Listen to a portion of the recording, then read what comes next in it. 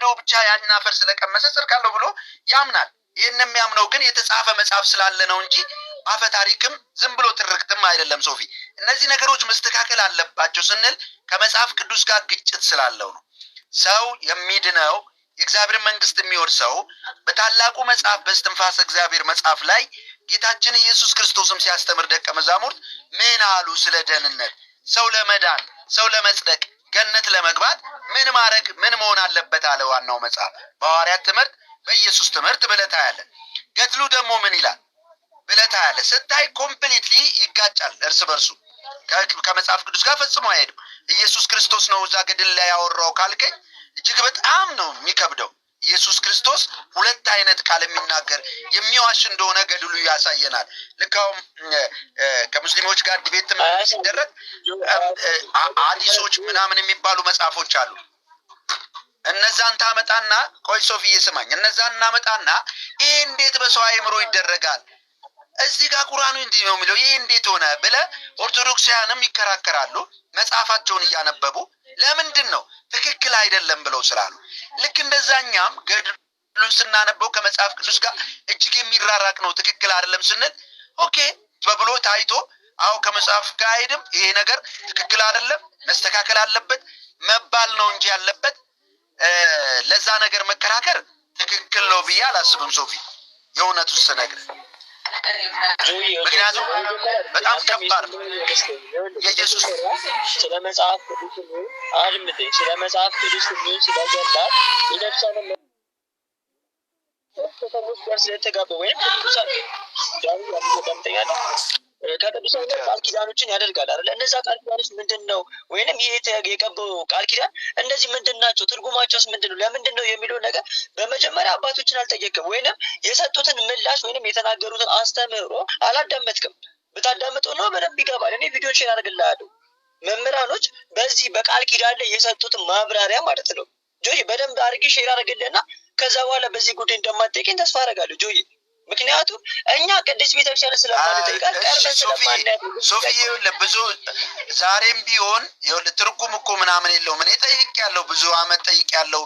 እኔ ከኔ በላይ ጠያቂ ላሳር እላለሁ በራሴ ከኔ በላይ ይኖራል። ግን እኔ ለራሴ ማለት ቋጥኛለሁ፣ ብዙዎችን ጠይቄያለሁ። ያውም በልጅነቴ በ10 ምናምን አመት ጀምሮ ጥያቄ የተሞላው ሰው ነበርኩ ሳነብ ማለት ነው።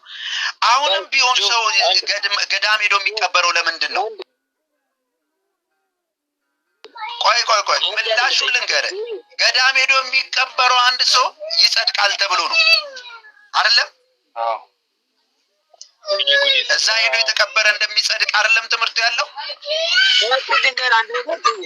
እድሜ ልኩን ኃጢአት ሲሰራ ኖሮ አቡነ ተክለ ሃይማኖት ገዳም ሄዶ ስለተቀበረ አይጸድቅም። ሀቁን ልንገርህ። ነገር ግን ቃል ኪዳኑ ምን ማለት ነው የሚለው ሮጥ ልጅ ሆይ በመጀመሪያ ለዚህ ነው ገባ አይደለ? እነዛ ቃል ኪዳኑ ሲፈቱ ወይ ይቅርታ ሶፊ ዳን ያንዳስጨርሰኝ አስተርሰኝ አንጂ እሺ አንዳስጨርሰኝ እና ጆይ እነዛ ነገሮች አሉና ምንድናቸው ብለህ ጠይቅ ያልኩ ለዚህ ነው ገባ አይደለ? አሁን ደስ የምናያቸው አቡነ ተክለ ሃይማኖት ገዳም እኮ የሚፈጠሩ በጣም ብዙ ነገሮች አሉ። ነገር ግን እናንተ ገርላት ስህተት አለ የምትሉ ከሆነ ማለት ነው ቪዲዮ ዲቤት አይደለም። ቅድስት ቤተክርስቲያናችን ራሳቸውን ፕሮቴስታንት ወክላችሁ መጣችሁ። ቅድስት ቤተክርስቲያንም የራሷ የሚወክሏት ሰዎች አሉ። እነሱን አስቀምጣ ውይይት ማድረግ ይቻላል። ገባ አይደለ? ሚዲያ ላይ መጥቶ በመጨቃጨቅ ምንም የሚመጣ ለውጥ አንድ እንኳን አይኖርም።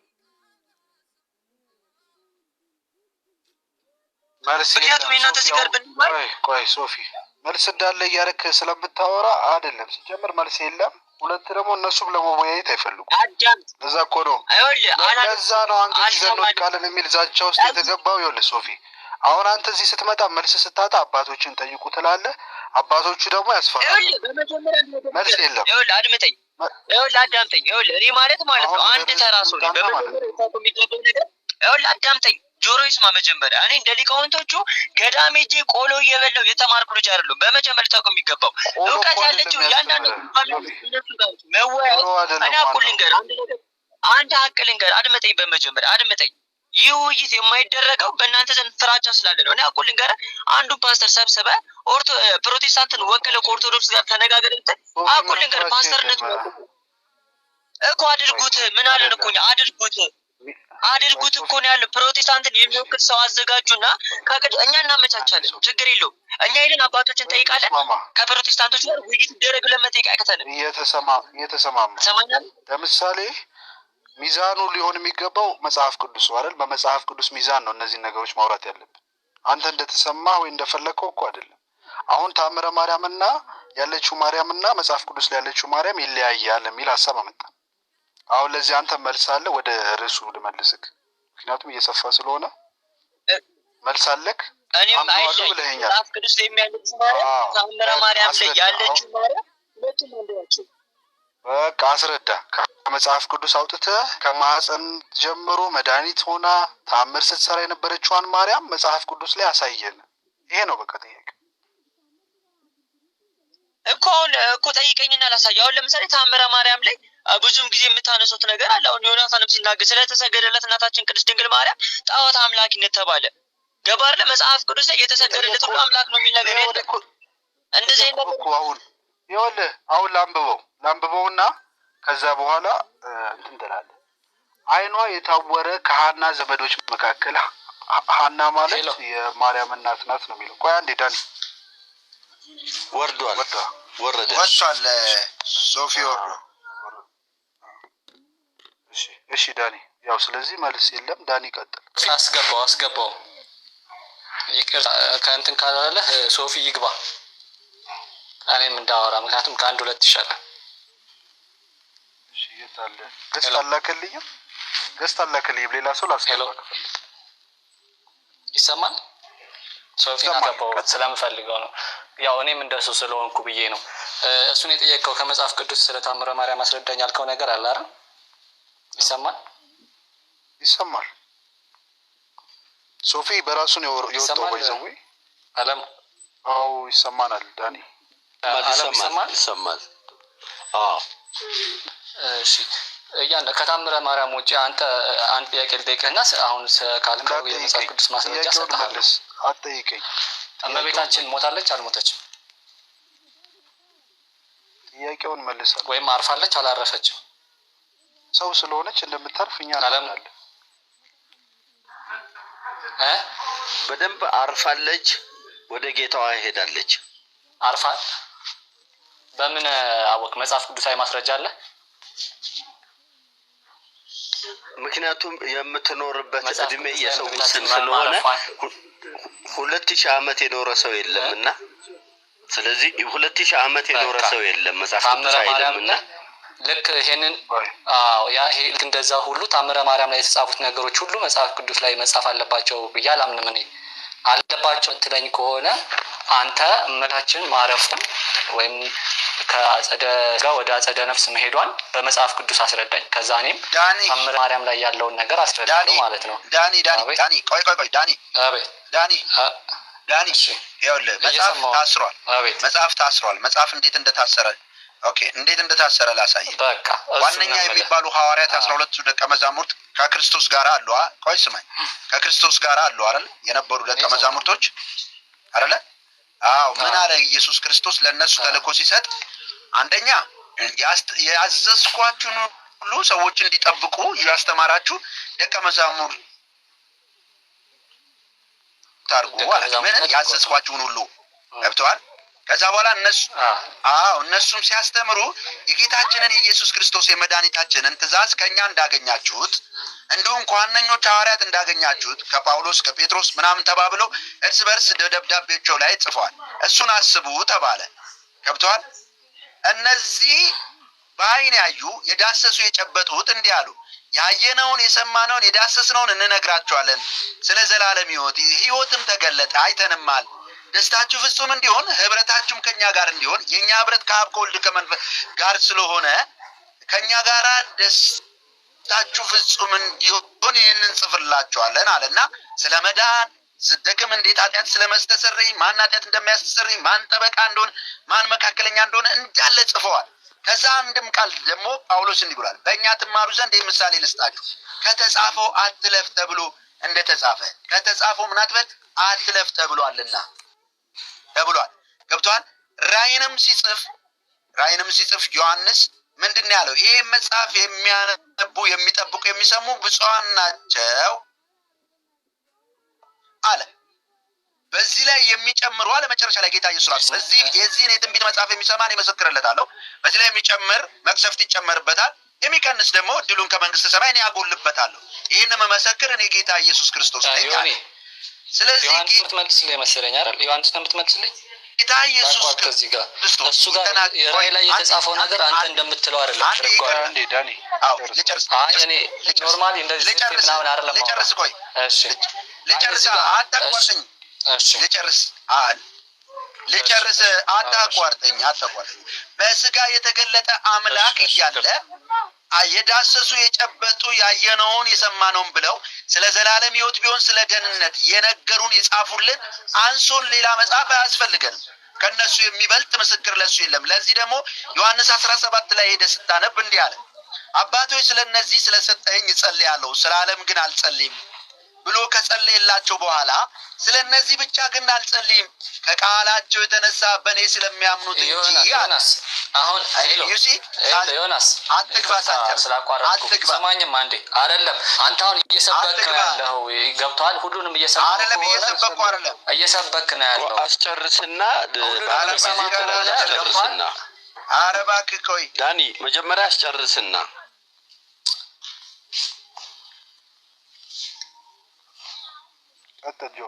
አታቋርጠኛ። እየነገርኩ ያለው መልስ እኮ ነው። የዘላለም ሕይወት የምናገኝበት ይህንን ለምሳሌ ዮሐንስ ቆይ ስማ፣ ዮሐንስ ሲናገር በዮሐንስ ወንጌል ምዕራፍ 20 ቁጥር 31 ላይ ይህ መጽሐፍ ለደህንነታችሁ ጌታ ኢየሱስ ያደረገው ብዙ ነገር ነበረ፣ ምድር ራሱ አይበቃውም ቢጻፍ። ነገር ግን እሱ ክርስቶስ የእግዚአብሔር ልጅ እንደሆነ አምናችሁ የዘላለም ሕይወት እንዲሆንላችሁ ይህ ተጽፎላችኋል አለ። አለቀ በቃ። የዘላለም ሕይወት እንዲሆንልን ዮሐንስ ወንጌል ብቻውን በቂ እንደሆነ ዮሐንስ አወራ። ቀጥሎ ሮሜ ላይ በእምነት እንደሚጸደቅ ነገረ። ዮሐንስ በመልእክቱ ላይ ደግሞ ምን ብሎ ነገረን? ደስታችሁ ፍጹም እንዲሆን ሕይወት እንዲሆንላችሁ ይህን እንጽፍላችኋለን አለ። ከሐዋርያት ትምህርት ከኢየሱስ ክርስቶስ ትምህርት የተረፈ የሚበልጥ የዘላለም ሕይወት ሊሰጥ የሚችል ምን አይነት መጽሐፍ ነው የምጽፍልኝ ነው። ምክንያቱም ጌታ ዘግቶታል። ከቃላቸው የተነሳ በእኔ ስለሚያምኑት ሁሉ ጸልያለሁ አለ። ለዓለም ስትለው ኢየሱስ አልጸልይም ብሏል። የኢየሱስ ጸሎት እንኳን አንድ የሆኑ ዘንድ እኔ ባለሁበት የሆኑ ዘንድ ክብሬንም ያዩ ዘንድ ብሎ የጸለየው ጸሎት ዮሐንስ 17 ላይ የሐዋርያትን ትምህርት ለሰማ ብቻ ነው የምጸልየው ላመነ ብቻ ብሎ ዘግቶታል። ከዚህ ውጪ አሁን እነዚህ መጽሐፍቶች እንደዚህ መጽሐፍ አለባቸው እዛ ላይ ስላልተጻፈ አይባልም። የዘላለም ሕይወት ካገኘ አንድ ሰው ምንድን ነው የሚያስፈልገው? እነዚህ ገድላት ግን የዘላለም ሕይወት እንዴት እንደምናገኝ የዘላለም ሕይወት ማግኛ መንገዶችን ይነግሩናል። ማርያም ካላገለገላችኋት የሚገርመው ነገር ትገላለች፣ ያላገለገላትን ትገላለች። ያገለገላችሁ ዋጋውን ትሰጣለች። ከፈቀዳችሁልኝ ማንበብ እችላለሁ። ታምር አንድን ማለት ነው። አንብበው ወርዷል ወንድማችን። ራሱ ነው የወረደው፣ እኔ አላስወረድኩም። ራሱ ነው የወረደው። ይቅርታ አድርገንና ሰዓት እየቆጠብን ብናወራስ። መጀመሪያ ግን ለሁላችሁም ሰላም ብያለሁ። ሰላም። እሺ ሰላም ላንተ ይሁን። ይቅርታ አድርጉልኝ፣ ግን ይሄን ነገር ብዙ ጊዜ ተደጋጋሚ እያነሳችሁት ነው ያላችሁት። ከየት አምጥታችሁ የኢትዮጵያ ኦርቶዶክስ ተዋሕዶ ቤተክርስቲያን ከጌታችን ውጪ መድኃኒት አላት የሚለውን ቃል እንደምታምጡ አላውቅም። ብዙ ጊዜ ተናግረናል፣ ግን መልሱ ልትቀበሉት አልቻላችሁም። ዛሬም ቢሆን ከጌታችን ውጪ ታምረ ማርያም ላይ የሚለው በሌላ አረዳድ ተረድታችሁት ነው እንጂ ቀጥተኛ መድኃኒቱ ኢየሱስ ክርስቶስ እንደሆነ ነው የሚናገረው። ይሄ በፍቺ አረዳድ ተረድታችሁ ነው እንጂ በሌላ ፍቺዎች ውስጥ። ቆይ አንድ ጊዜ ወንድሜ፣ ጥሩ ነው አሁን ያልከው። አንዴ እንደዚህ እናድርግ። አሁን ጆዬ ያሳይህና ያንብብልህና በአንተ አንደርስታንዲንግ እስቲ ኢንተርፕሬት አድርገው። ያ ማርያም መድኃኒት ናት የሚል ቦታው ነው አይደል? አይደለም። አሁን ያን እየተናገርኩ የነበረውን ማርያም ያላገለገላትን ሰው ዋጋውን አትሰጠውም፣ ትገላለች። ያገለገላትን በዓላቶቿን ያከበረ ደግሞ ዋጋውን ትሰጠዋለች፣ ትሸልመዋለች። ታምናለህ? አዎ አምናለሁ። ይሄ አምናለሁ። ምክንያቱም ምንድነው ጌታችንና መድኃኒታችን ካላገለገልካት ትገድል መግደል አለባት እና ትገላለች የሚለውን ታምናለህ? አንተ ቀደም ስታነበው ሰምቻለሁ። ጆ ትገላለች ወይም ገላለች የሚለውን ጥቅሱን ቦታውን ንገረኝ ሙሉ፣ ከዛ ገብቼ ላንብበው። እሺ ላንብብልህ፣ በቃ አድምጥ፣ ላንብብልህ። ማንበቡ ሳይሆን ታምር አንድ ነው የማነበው። አይ እኮ እነግርሃለሁ። አይ ለሳን ላንብበው ይስማ ሰው። ስሙ ደቅሲዮስ የሚባል ኤጲስቆጶስ ጥልጥያ በምትባል ሀገር በተሰራች ቤተክርስቲያን እንደነበረ ተነግረዋል። ይኸውም የተባረከ ሰው ነበር። አምላክን የወለደች በድንጋሌ ስጋ በድንጋሌ ነፍስ የጸናች ክብርት እመቤታችንን በፍጹም ልቦናው የሚወድ በተቻለ ሁሉ የሚያገለግላት በተቻለ ሁሉ የሚያገለግላት ከፍቅሩ ጽናት የተነሳ አስቦ ተአምሯን የሚናገር መጽሐፍን ሰበሰበ። የምዕመናን ክብር የምትሆን አምላክን የወለደች በድንጋሌ ስጋ በድንጋሌ ነፍስ የጸናች ክብርት እመቤታችንም ተገለጠችለት። መጽሐፉን በእጇ ይዛ ወዳጄ ደቅሲዮስ ሆይ በአንተ ደስ አለኝ፣ ይህም መጽሐፍ ስለ ጻፍክልኝም አመሰገንኩ። እሷንም ስለወደደ ፍቅሩን እንደ እሳት አቃጠለው። ምን እንደሚያደርግም የሚሰራውን ያስብ ጀመረ። የእሷ ክብር ያበዛ ጨምርም ዘንድ በዚያን ጊዜ ጾመ ስለነበረ ሰዎች አስቀድመው ያከብሩት ዘንድ ያልተቻለውን ገብርኤል ባበሰራ ቀን በዓሏን አከበረ። የከበረ የሚሆን የልደት በዓል አከበረ። አስቀድሞ እሱ 8 ቀን አደረገ። ይኸውም ታኅሳስ በባታ 22 ቀን ነው። ኤጲስቆጶስነት በተሾመበት ዘመን አከበሩ ጊዜ ፈጽሞ ደስ አላቸው። ደግነትን ምሕረትንም ቸርነትን የምትወድ አምላክን የወለደች በድንጋሌ ስጋ በድንጋሌ ነፍስ የጸናች ክብርት እመቤታችንን በእጇ የከበረ ልብስ ይዛ ተገለጠችለት። በእጇ የከበረ ልብስ ይዛ ተገለጠለች። በእውነት አገልጋዬ ወዳጄ፣ እኔ አገልጋዬ ወዳጄ ደቅሲዮስ ሆይ እኔ አመሰገንኩ፣ በአንተም ደስ አለኝ፣ ስራንም ወደድኩ። በእኔ ደስ እንዳለ ያበሰረኝ ገብርኤል የሚባል መልአክ ባበሰረበት ቀን በዓሌን አክብራልና ስለ እኔም ሰው ሁሉ ደስ አሰኝታልና እኔም ዋጋን ልሰጥህ እወዳለሁ። አንተ በዚህ ዓለም በሰው ሁሉ ፊት እንዳከበርከኝ አከብር ዘንድ እወዳለሁ። እሷን ትለብስ ዘንድ ይህችንም ልብስ እነሆ አመጣውልህ፣ በላዩም ትቀመጥበት ዘንድ ይህን ወንበር አመጣውልህ። ከሰው ወገን አንድስ እንኳ ይህችን ልብስ ሊለብሳት በዚህችም ወንበር ላይ ሊቀመጥ የሚቻለው የለም። ይህን የምነግርህን ነገሬን ያፈረሰ ቢኖር እኔ ተበቅዬ ትሰማለህ፣ ተበቅዬ እሱን አጠፋዋለሁ። ይህን ተናግራ ከሱ ተሰወረች። በዚህ ዓለም አኗኗሩ በተጨረሰ ጊዜ ከዚህ ዓለም በሞት ተለይቶ ልዑል እግዚአብሔር በቸርነቱ ወደሚያወርሰው ሄደ። ያችን ልብስ በፍጹም ክብር በንጽሕት ስፍራ በቤተ ክርስቲያን ዕቃ ቤት አኖሯት። ከሱም በኋላ ሌላ ኤጲስቆጶስ በተሾመ ጊዜ ያችን ልብስ ሊለብሳትና በኤጲስቆጶሱ በዚህ በቅድስት በደቅሲዮስ ወንበር ሊቀመጥ ወደደ። በቤተ ክርስቲያን የተሾሙ ቀሳውስትና መምህራንም የዚህችን ልብስ ክብር ነገሩት። ይህን ስራ እንዳትሰራ እግዚአብሔርም እማጸናለሁ አሉት። እኔም እንደሱ ሰው ነኝ፣ እንደሱ እንደ ኤጲስቆጶስ አይደለሁምን? እኔ ያችን ልብስ ልልበሳት፣ በሱ ወንበርም ላይ ልቀመጥ እወዳለሁ አላቸው። እነሱ ግን ሊከለክሉት አልተቻላቸው። ያችን ልብስ በለበሳት በወንበሩም ላይ በተቀመጠ ጊዜ ከዚያ ወንበር ላይ በቤተ ክርስቲያን ውስጥ ባሉ ሰዎች ሁሉ ፊት ፈጥኖ ወደቀ። ፈጽሞም በክፉ አሟሟት ሞተ። በቤተ ክርስቲያን ውስጥ ያሉ ከዚች ከተደረገችው ታምር የተነሳ አደነቁ። ምስጉን ልዑል እግዚአብሔርን አመሰገኑ። አምላክን የወለደች በድንጋሌ ስጋ በድንጋሌ ነፍስ የጸናች ክብርት እመቤታችንን አመሰገኗት። ስላደረገችውም ታምር ፈሯት። በፍጹም ማገልገልም አገለገሏት፣ ክብሯንም አበዙት ይላል። ቴዎድሮስ ሰምተሃል? ተዋህዶ ቴዎድሮስ አለ። ተዋህዶ ነው ስሙ። ተዋህዶ ሰምቼዋለሁ። መጀመሪያ ሰምተሃል? ሰምቼዋለሁ። ይሄ ለሁለተኛ ጊዜ ነው እየሰማሁ ያለሁት። ግን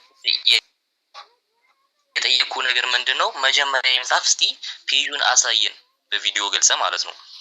እሺ አሳያለሁ። ችግር የለም ብሮ።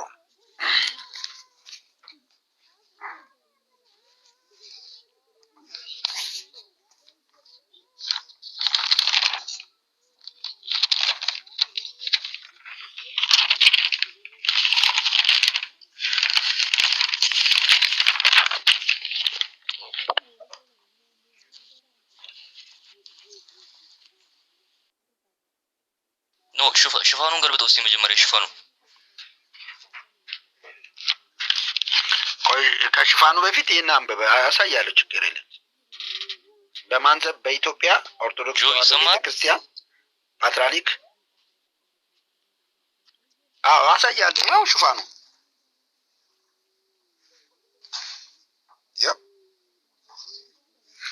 ያው ሽፋኑ። አመሰግናለሁ። እሺ ላንብብልህ።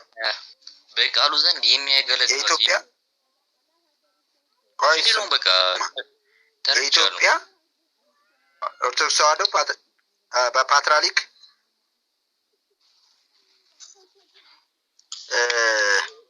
አየሁ አይደል? በተለይ ዘባይ እንደገና ታተመ ይላል። እዚህ ጋር የኦርቶዶክስ ተመርምሮ እዚህ ጋር ምንድን ነው የሚለው?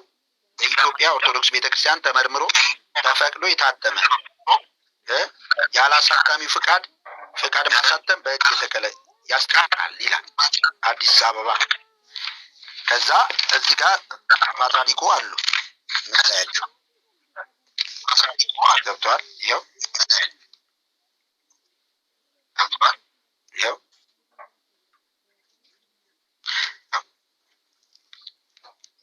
እሺ አይተነዋል። ልጨርስ በቃ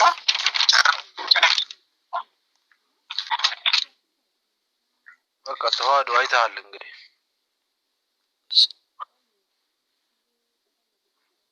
አዎ አይቻለሁኝ።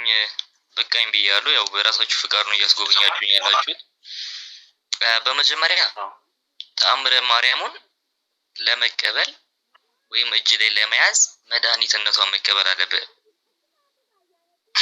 ከመጽሐፍ ቅዱስ አንጻር አውራ መድኃኒትነቷን እኛ ስንገልጽ ራሱ ማለት ነው ለምንድን ነው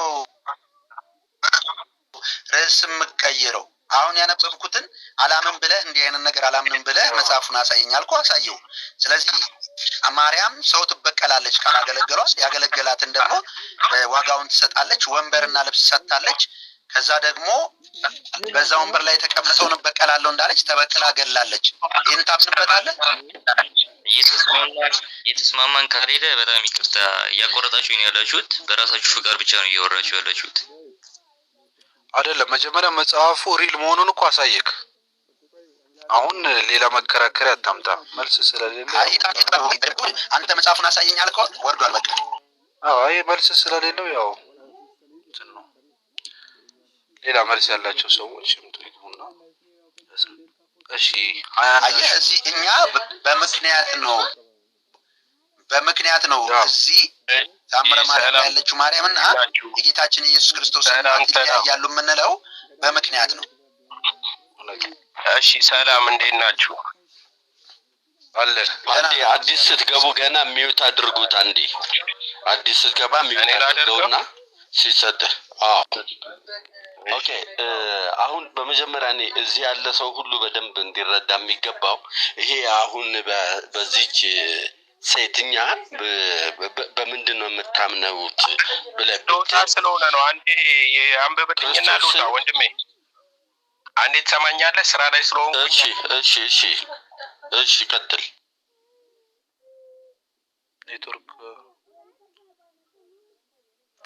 ኔትወርክ መሰለኝ ያ እና ትልቁ ነገር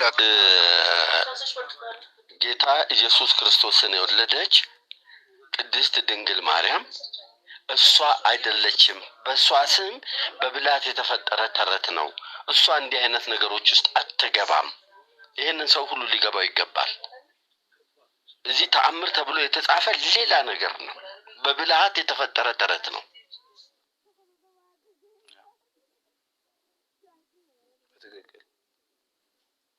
ይቅርታና እንዴ ለጀምር ቀደም አስወጣኸኝ። ስራ ላይ ስለሆንኩኝ በጣም ይቅርታ ወንድሞች። ችግር የለውም። እሺ እየሰማን ነው። እኔ ነኝ። እሺ ጆኒ እንትን ከሚለው እስቲ አንብብልን።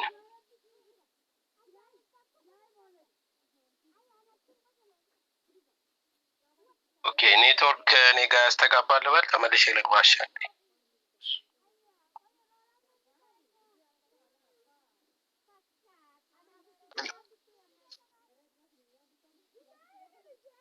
ተመልሶ ይግባና እዚህ ታብታብ እያደረጋችሁ ይቆራርጣል።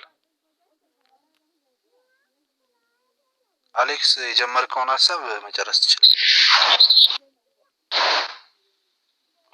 ኦኬ ቅድም ጆዬ በጣም ቆንጆ ነገር ሲያስቀምጥ ነበር እና አሁን እኛ የምናየው በመጀመሪያ የብዙዎች ችግር ምንድን ነው? አያገባችሁም በሚል ካምፕ እንድንቀመጥ ያስባሉ።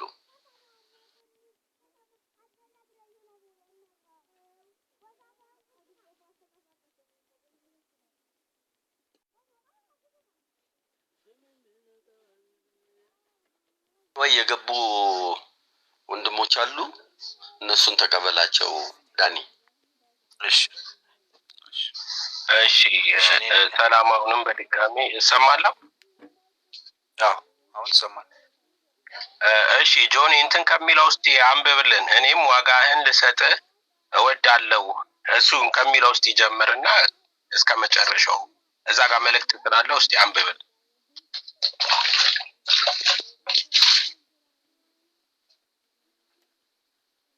ይሰማል ወንድማችን ጆን?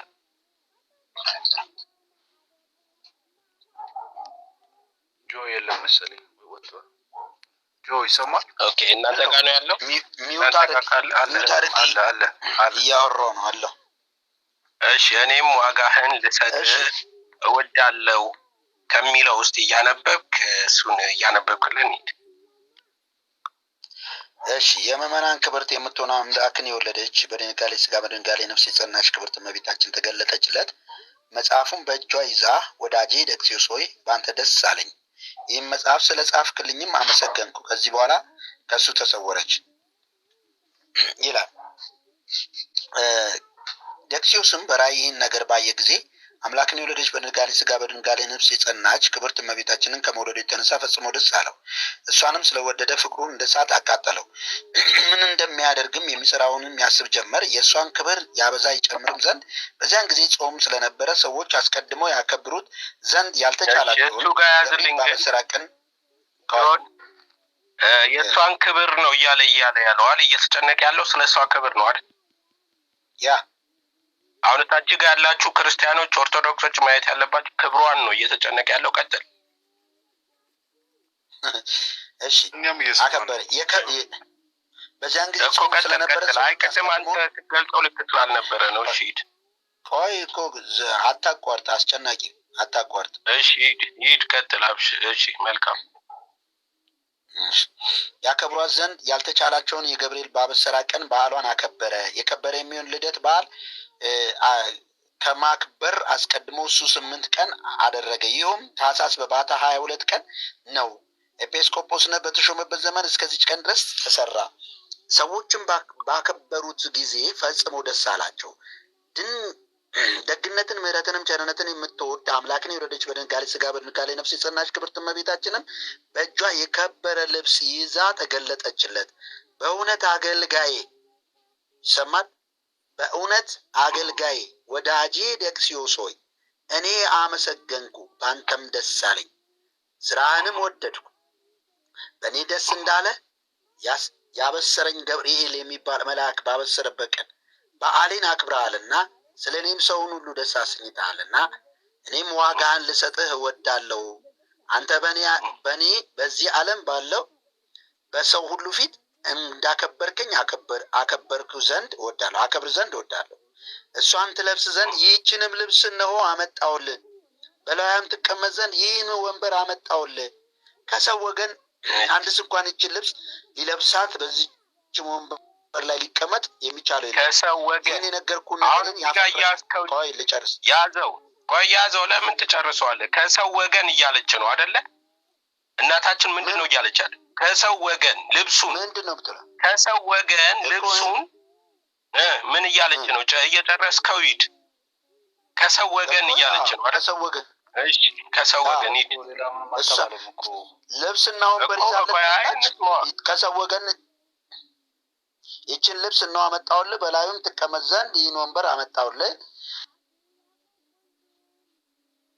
ከሰው ወገን እሱን ልብስ ማንም እንዳይለብሰው ትእዛዝ ነው ያዘዘችው አይደል? ከሰው ወገን አንድ ስንኳ ያንን ለካህናቶቹ ቤት ግምጃውን ለምን ትቸኩላለህ? እየጨረስከው እኮ ነው ወንድማችን፣ እየተማማርን ነው አይደለ? ስለ ሃይማኖት አይደለ? ሰው እንዲረዳ ነው እኮ። አስጨናቂ አንደኛ አይደለም ወንድሞች፣ እንግባባ እንዴ! ምንድን ነው? አንድ እኮ ነን አይደል? ክርስቲያኖች ነን። እየደፋፈናችሁ ታዲዱ ታች ጋር የሚያዳምጡ ሰዎች ስላሉ ለምን ትዘሩታላችሁ? አብዛኛው ታምረ ማርያምን ያላነበቡ ናቸው። እሺ አትደፋፍኑታ። አንድ ሰው አውራ፣ አንተ ቀጥል፣ እየረገጥክ አስተምር። እሺ በቃ እሺ ወንድማችን ይቻላል። ወይ ሚውት አርግ፣ ካልቻልክ ደግሞ በቃ ሚውት አርግ።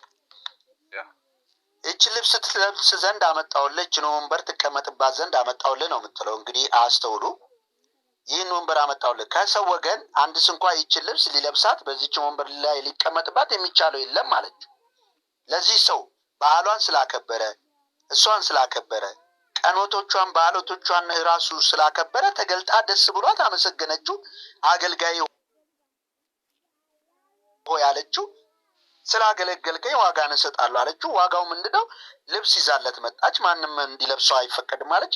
ወንበር ይዛለት መጣች። ሉክ ተመልከቱ። እንግዲህ ይህን የነገርኩህን ነገሬን ያፈረሰ ቢኖር ቆይ እንዴ፣ ወንበሩን እኮ ልብሱ እኮ ከመሞቱ በፊት ነው አይደል የመጣለት? እኔ ሞተ አልሞተ አልኩ እንዴ? ቆይ ያ ቅዱስ መጀመሪያ አልሞተም በክብር። የትኛው ነው የሞተው ነው?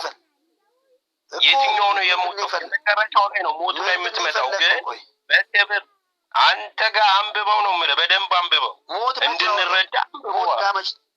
ሞት ጋር መች ደረስኩ? ምን አውቀህ ነው የምትረብሸው? እሺ ላይ ጋር ጨርሰው ቀጥለሽ። ከሰው ወገን ልብሰው ሄድክ። አትደባብሰው እኮ ነው የታች ጋርም እየሰማን ስለሆነ ጆን አደባብሰው ነው እየሰማን አይደል? ብሮ ያሳያለው እኮ እኔ ጋር